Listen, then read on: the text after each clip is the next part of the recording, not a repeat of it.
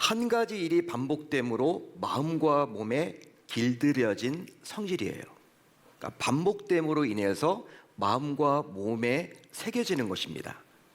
따라서 보통 이 습관을 가리켜서 버릇이라고 말을 하죠. 버릇이다. 여러분 한두 번쯤은 다 들어보셨을 거예요. 이 습관에 관련된 속담들이 참 많이 있습니다.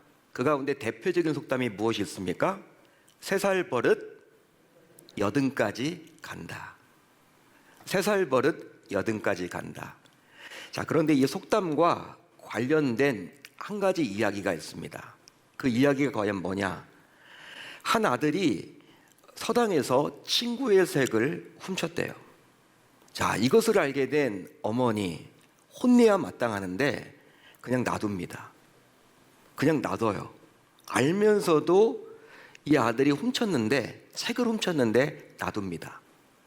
자, 그러다 이 아들은요 좀 담대해져서 이제는 어느 날 친구의 값비싼 외투를 훔쳤어요.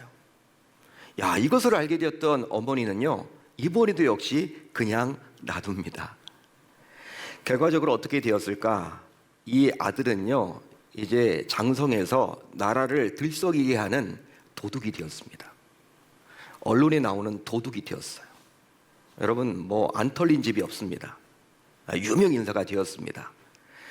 여러분 그러다가 이제 잡혀가지고 재판을 받게 되었고 재판 결과 사형 선고를 받고 사형장으로 끌려가게 되었어요. 이 어머니는요 가슴을 치면서 이 아들을 따라갑니다. 아들의 마지막 가는 그 모습을 지켜보려고 따라갑니다.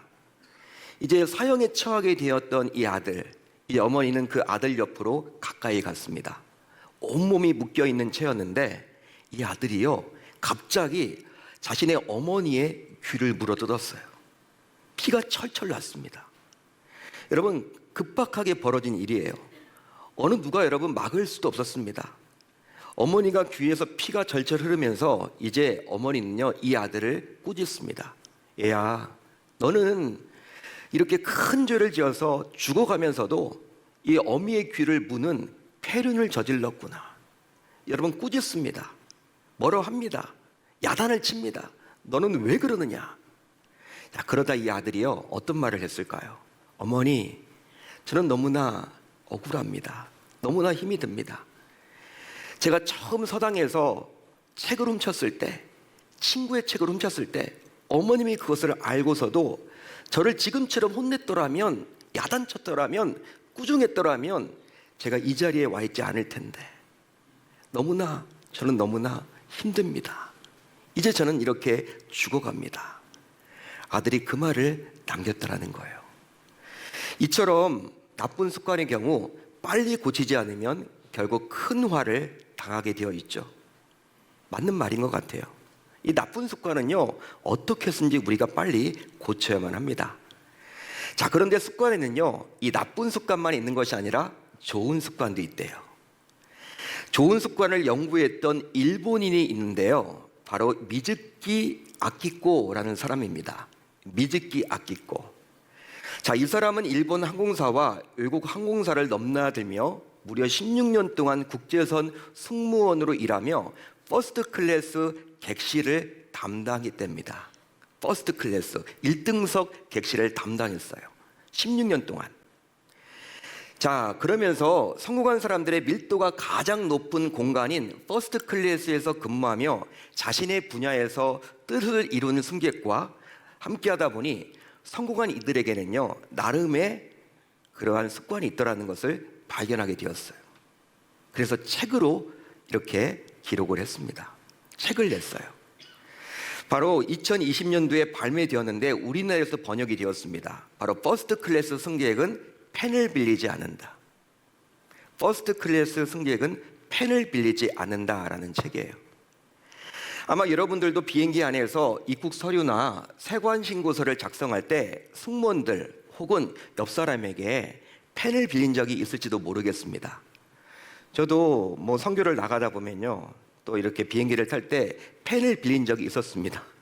저도 펜을 빌린 적이 있었어요. 펜이 없다 보니까 어떨 때는요. 자, 그런데 이 승무원이 보기에 편도에 수백만 원, 심지어 수천만 원 하는 1등석에 앉아가는 분들은 항상 메모할 준비를 하고 있다는 거예요. 자, 그러다 보니까 펜을 여러분 자신에게 빌린 적이 없었습니다. 1등석에서 자기가 여러 가지 일들을 하잖아요. 뭐 여러분 요청을 하면 다 가져다 주지 않습니까? 근데 여러분 음식도 가져다 주고 뭐 여러 가지 서비스를 하는데 펜을 빌려준 적이 없다는 거예요. 그러니까 1등석 승객들은 나름대로 다 펜을 가지고 있다는 것이죠. 그 외에도 1등석에 앉아가는 분들의 공통적인 습관으로는 책을 가지고 탑승을 한답니다. 그리고 책을 읽는데 주로 역사책에 관련된 책들을 두루 읽는다는 것이죠. 그뿐 아니라 또렷한 목소리와 정확한 발음을 하며 바른 자세와 걸음걸이를 유지하고 타인에 대한 태도가 친절하다는 거예요. 또 가족들과 함께 탔을 때 가족들을 잘 챙기더랍니다. 이 승무원이 자신이 관찰해서 책으로 기록한 내용입니다. 따라서 자신의 분야에서 나름 뜻을 이루고 성공하기를 원한다면, 여러분들도 성공하고 싶다 이런 분이 있다면요, 이런 좋은 습관들은 따라해도 좋겠죠. 미리 여러분 우리의 몸에 좀 이렇게 새겨 놓아도 좋을 것 같아요. 자, 이제 오늘 우리가 살펴볼 본문 안에도 이 습관에 관한 이야기가 나옵니다. 바로 우리가 고쳐야 할 습관, 우리가 버려야 할 습관이에요. 한마디로 어떤 습관입니까? 좋은 습관이 아니라 나쁜 습관입니다. 자, 그래서일까요? 오늘 본문 25절을 보세요. 25절을 보시면 어떤 사람들의 습관과 같이 하지 말고라고 권면을 해주고 있습니다. 하나님께서는 히브리서 기자를 통해서 저와 여러분들에게 권면을 해주고 있어요. 어떤 사람들의 습관과 같이 하지 말아라. 자, 그렇다면 이 구절에서 말하고 있는 어떤 사람은 과연 누구를 말할까요? 또 이들은 과연 무슨 습관을 가지고 있길래 히브리서 기자는 그들처럼 하지 말라고 요구하고 있는 것일까요? 더욱이 25절 하반절을 보게 되면 그날이 가까움을 볼수록 더욱 그리하자라고 나오기에 그날이 가까움을 볼수록 더욱 어떤 사람들의 습관을 버려야 한다라고 말을 해주고 있습니다. 자, 그렇다면 그날이 가까이 온다고 했는데 그날은 과연 또 어떤 날을 말하는 것일까요? 어느 시기를 말하는 것일까요? 또 그날이 가까이 왔는데도 불구하고 어떤 사람들의 습관을 버리지 못하게 될 때 우리에게 과연 무슨 일이 일어나게 될까요? 오늘 살펴보고 있는 히브리서는 유대교에서 기독교로 개종했던 히브리인들에게 전해진 서신서입니다. 당시 기독교로 개종했던 유대인들, 즉 히브리인들은 많은 핍박과 박해 속에서 삶을 살아야만 했어요. 당시는요, 로마 제국의 지배를 받았습니다. 유럽 전역과 중동 지방까지 로마 제국의 지배를 받았습니다. 로마 제국의 식민지였습니다. 그러니까 타종교를 가지고 있는 분들은요, 여러분 이렇게 황제상에게 절을 합니다. 황제를 숭배합니다. 자신이 믿는 신도 섬기면서 그 황제에게도 절을 해요. 하지만 예수님을 믿는 기독교인들만큼은요, 황제를 숭배할 수가 있습니까? 없습니까? 없죠, 당연히. 그러다 보니까 이 황제의 입장에서는 화가 나는 거예요. 열이 받는 거예요. 그래서 기독교인들을요, 핍박합니다. 박해합니다. 여러분, 사회생활을 제대로 할 수 없을 정도로 핍박이 심했다라는 거예요. 네로 황제를 비롯해서 로마 정부가 여러분 아주 죽이려고 몸부림을 칩니다. 작당을 합니다. 예수 믿는 사람들을. 그뿐 아니에요. 동족인 유대 교인들로부터도 이들은요, 배신자라는 낙인이 찍힌 채 살아가야만 했어요. 여러분, 유대인들은요, 여러분 이 혈족을 되게 강조하는 민족이에요.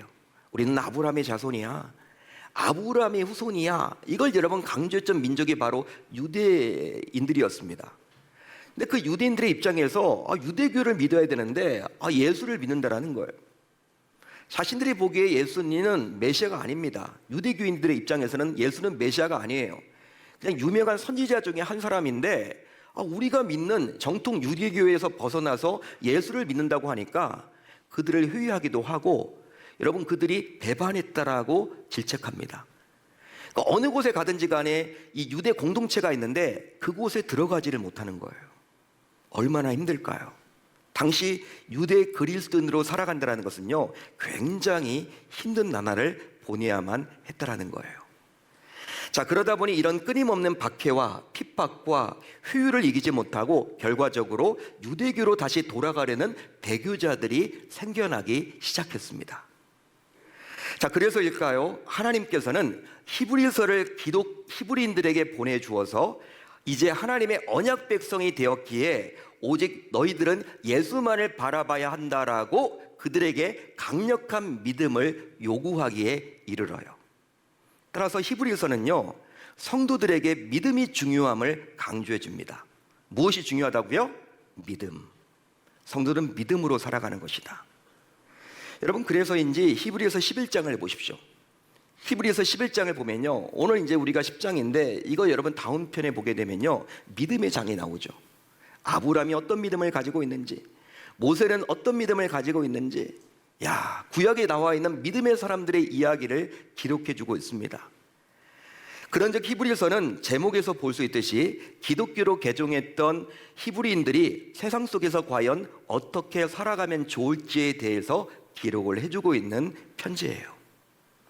자, 그렇다면 히브리서 기자가 오늘 말씀 25절에서 이야기했던 그날은 과연 언제를 말할까요? 25절 하반절을 보면요, 그날이라고 나와 있는데 그날은 과연 언제입니까? 그날은 바로 장차 기독교인들이 겪게 될, 즉 신앙을 위협하는 때를 말하는 거예요. 한마디로 전쟁, 경제적인 위기, 기근, 질병, 각종 재난과 재앙 등으로 신자들이 신앙생활을 하기 힘들어지는 때를 말합니다. 이미 우리는 여러분 코로나19를 통해서 겪었죠. 코로나19가 여러분 얼마나 무서웠습니까? 나는 교회에 나와서 예배를 드리고 싶은데, 나는 평상시처럼 교회를 섬기고 싶은데, 봉사를 하고 싶은데, 여기 이렇게 찬양대가 웅장하게 찬양을 했지만 찬양을 하고 싶은데 교회에 나와서 여럿이 모여서 찬양을 하지 못했습니다. 예배에도 마음껏 나오질 못했어요. 여러분, 절차가 많고요, 여러분 까다로웠습니다. 몇 명만 나와라. 여러분, 이런 코로나19 우리는 여러분 다 잊었지만 코로나19 때 얼마나 교회가 힘들었는지 몰라요. 아니, 교회만 힘들었던 것이 아니라 성도님들조차도 지금까지 한 번도 경험해보지 못한 일 아니었습니까?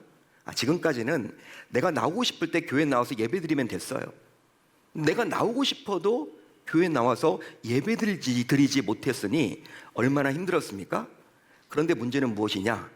앞으로도 이런 코로나19처럼 신앙생활에 위협을 주는 그날이 또 온다라는 거예요. 그런데 문제는 이런 때가 가까이 올수록 어떤 신자들에게 나타나는 두드러진 특징이 있는데 그것은 바로 무엇입니까? 모이기를 폐하려는 잘못된 습관이라는 거예요. 한번 따라합니다. 모이기를 폐하는 잘못된 습관. 그날이 오면요, 어떤 사람들 가운데 모이기를 폐하려는 습관적인 사람들이 있더라는 것이죠. 지금 말을 해주고 있습니다. 이런 모이기를 폐하려는 어떤 사람들의 습관은 결과적으로 어떤 일을 벌이느냐?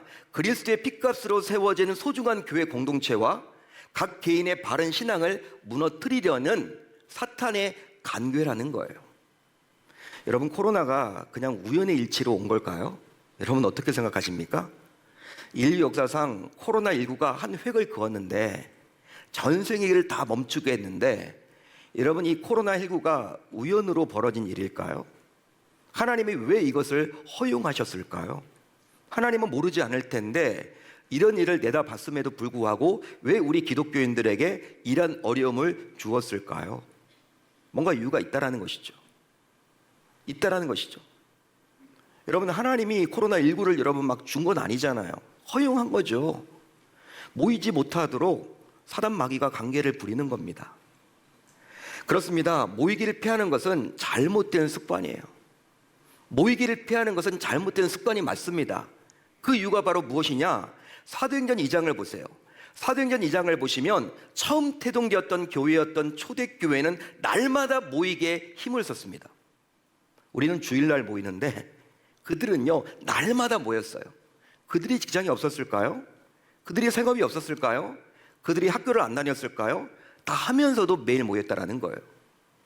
즉 초대교회는 날마다 마음을 같이하여 성전에 모이기를 힘썼습니다.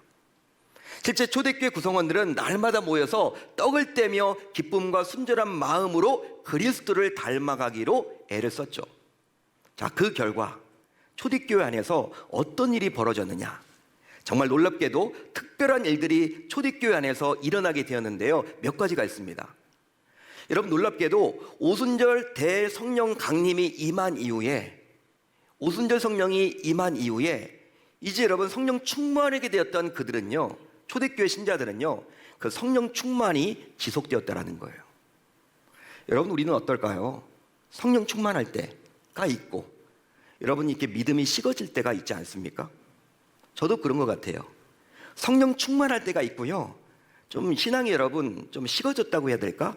성령 충만하지 못할 때가 저에게도 발견됩니다. 여러분들도 마찬가지겠죠. 항상 우리는 24시간 365일 성령 충만을 원하지만 이게 잘 안 된다는 거예요.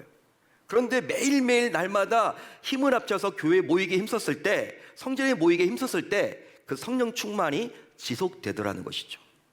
그뿐만이 아닙니다. 또 있습니다. 그들은 삶에서 각종 기적과 이적을 맛봤습니다. 그뿐만이 아니에요. 한 마음과 한 뜻으로 서로를 섬김으로 공동체 내에서 유무상통의 역사가 일어나서 어떤 일이 벌어지게 되었습니까? 공동체 내에 가난한 자들이 없어지게 되었습니다. 서로 여러분 자신의 주머니를 열어가지고 털어가지고 어렵고 힘든 사람들을 돕는 거예요. 누가 시켜서 하는 게 아닙니다. 자발적으로 그런 일이 벌어졌습니다. 정부에서 여러분 해주는 것이 아니라 교회 공동체 안에서 그런 일이 벌어지게 된 것이죠. 이기심이 사라지게 된 거야. 자기가 더 여러분 챙기려고 하는 그런 이기적인 야심이 모두 사라지게 된 겁니다. 성령이 역사하죠. 성령이 강하게 역사한 겁니다. 그뿐만이 아니에요. 심지어 구원받은 자들이 날마다 늘어남으로 큰 부흥을 초대교회는 경험하게 되었습니다. 할렐루야, 할렐루야. 자, 그러면 지금 우리 교회에는 이런 역사가 일어나고 있습니까? 또 여러분들은 이런 역사를 현재 경험하고 계십니까? 안타깝게도 코로나 팬데믹을 거치면서 신자들조차도 개인의 영성을 별로 중요하게 여기지 않는 것 같아요. 여러분, 개인의 영성에 대해서, 이 영성 관리에 대해서, 경건 훈련에 대해서 별로 생각을 안 하는 것 같습니다. 어느 순간 우리의 뇌리 속에 남아있지 않아요. 그뿐 아니라 교회에서도 기적을 많이 볼 수 없는 형편이죠. 그렇다면 과연 무슨 이유 때문에 그리 돼버린 것일까요? 자, 그러면 왜 모이기를 피하는 잘못된 습관이 생기게 되었을까요? 몇 가지 이유가 있겠죠. 모이기를 피하는 잘못된 습관이 왜 생기게 되었을까? 몇 가지 이유가 있습니다. 우선 시대적인 흐름인 개인주의적인 성향 때문입니다. 즉 다른 사람들과는 어울릴 필요를 느끼지 못하는 일종의 교만으로 인해서죠. 여러분, 사회적인 흐름이 뭡니까? 개인주의 아닙니까? 1인 가구가 점점 늘어남에 따라서 개인화되고 있어요. 나도 신앙생활 하나님과의 관계만 바르게 하면 되지, 주변 사람들과 굳이 부딪히면서 이렇게 특별히 접촉하면서 내가 힘들 필요가 없다. 만나면 힘들다. 내가 주지도 않아도 되고 받지 않겠다. 주고받지 않으면 된다. 내가 영향을 끼칠 필요도 없고 내가 영향을 받을 필요도 없다. 하나님과의 관계만 잘하면 된다. 여러분, 세상이 그렇게 이야기하는데 세상적인 이런 관점들이 우리 성도들 안에서도 어느 갑자기 일어나서 별로 모임에 대해서 별 생각이 없어요. 관심조차 갖지 않습니다. 그리고 불편해합니다. 교회 공동체 안에서도 이런 것들이 팽배해져 나타난다는 것이죠. 왜? 사회적인 분위기가 바로 그러다 보니까. 또 있습니다. 모임에 대한 부정적인 생각 때문이에요. 제가 사랑방이나 전도회 등에 가보면요, 남을 흉보고 남을 정죄하고 교회를 푸파하는 분들이 여러분 꼭 있잖아요. 여러분, 없을 수가 없거든요. 어느 여러분들 사랑방이나 어느 여러분 전도회 등에 가봐도요, 다 그런 분들이 한두 분쯤 있습니다. 자, 그러다 보니까 그런 모임은 가보았자 별로 자신에게 도움이 되지 않는다, 이런 부정적인 시작이 어느덧 고착화되어 있는 거야. 가봤자 나에게 영적인 유익이 얼마 없는 것 같아. 그렇지만 여러분, 그렇다고 해서 그거 무서워서 우리가 여러분 모임을 안 갖는다? 이것도 어불성설이라는 것이죠. 하나님은 정말 모이기를 원하시는데. 또 있습니다. 또 교회 자체를 바라보는 외부의 불편한 시각 때문이에요. 실제로 불신자들은 교회를 향해서 무조건 좋지 않게 여겨요. 좋지 않게 여깁니다. 여러분, 대형 백화점이나 큰 여러분 식당에서 이렇게 주차 관리를 한다고 하지만 여러분, 이렇게 주차를 엉망으로 해놓거나 이렇게 다소 불편하게 여러분 여길 때가 있죠. 지나가다 보면 대형 백화점이나 식당 때문에 우리가 다니기가 힘들 때도 있죠. 근데 세상 불신자들은요, 그런 거 가지고 뭐라고는 안 해요. 그 이해를 합니다. 장사를 해야 되니까. 그런데 여러분, 교회에서 여러분 이렇게 주차 우리가 좀 해놓잖아요. 야단을 칩니다. 난리를 쳐요. 시청에 전화합니다. 그뿐만 아니라 여러분, 세상에 여러분 술집이나 유흥업소 네온 사인이 여러분 막 비쳐도 여러분 잠 못 잔다라는 이야기 안 해요. 근데 교회 십자가가 여러분 이렇게 왜 그렇게 십자가 불을 켜놓냐? 왜 이렇게 교회 이렇게 밝게 해놓냐? 우리 교회 여러분 저녁에 밝아졌잖아요. 근데 이걸 여러분 좋게 볼 수 있는데 이게 여러분 자기가 불편하대 잠을 잘 때 민원을 넣습니다. 여러분, 술집이 여러분 네온 사인이 하면 그게 막 뺑글뺑글 돌아가는 거 더 힘들 텐데 그때는 아무런 그런 민원도 안 넣었는데, 그러니까 세상에 여러분 법칙이 그래요. 세상 사람들은요, 교회 하면 무조건 싫어요. 우리는 교회가 있으면 너무 좋잖아요. 세상 사람들은 교회가 무조건 싫습니다. 자, 그러다 보니 생업의 현장, 학교, 각종 모임 등에서 불신자들을 통해서 교회는 이기적이고 별로 일사회에 도움이 되지 못해, 이런 이야기를 자꾸 듣다 보니까 어느 순간부터 나 자신이 신자라면서도 교회를 바라볼 때 이전과는 달리 불편한 마음이 좀 생겨요. 교회에 대한 여러분 뭐라고 해야 될까? 자부심이 좀 없습니다. 나 믿는 사람이야, 크리스찬이야, 내세우기가 좀 어려워졌다라는 거예요. 세상에 여러분 언론에서 계속 그렇게 떠들다 보니까 이 교회 모임에 대해서도 불편하게 여기는 경우들이 나 자신도 어느덧 가지게 되었다라는 것이죠. 결과적으로 이와 같은 다양한 이유들로 인해서 결국 잘 모이지 않으려 합니다. 잘 모이지 않으려 한다라는 거예요. 자, 그렇다면 왜 우리는 모이기에 힘써야만 하는 것일까요? 왜 모여야만 하는 것일까요? 모이기에 힘써야 할 특별한 이유가 있습니까? 이유가 있습니다. 바로 오늘 말씀에 나와 있죠. 바로 예수님께서 우리가 모이는 습관을 갖도록 친히 길을 열어주셨기 때문입니다. 믿으시면 아멘.